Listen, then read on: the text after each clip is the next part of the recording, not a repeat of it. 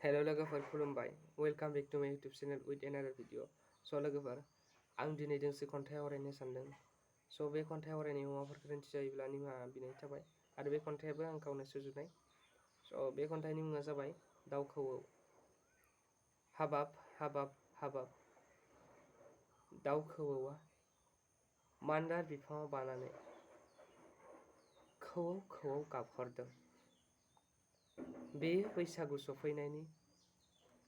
रादाबखौ फोरमायहरदों बैसागु बोथोराव बर' गामि गामि खाम सिफुं जथा सेरजानि सोदोबा रिंखांलायबाय हनै बैसागु बोथोरनि हाबिलाजों आंनि गोसोआ उसु खुथु बैसागुआव मोसानो लुबैनानै आय' मा एसे मोजां बैसागु बोथोरालाय बैसागु बोथोराव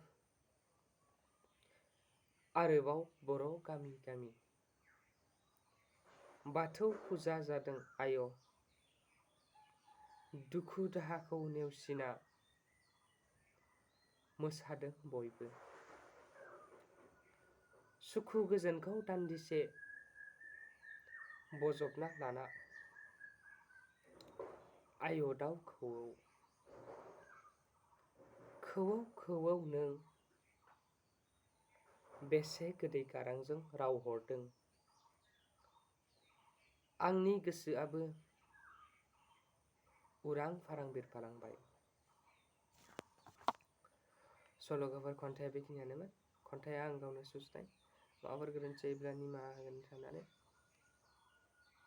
निमाहा बिनाय जाबाय आरो बेखिनियावनो आंनि भिडिअखौबो फोजोबथ'नाय जाबाय एसेनोसै नेक्स्ट भिडिअ थाबैनो लोगो मोनगोन खुलुमबाय।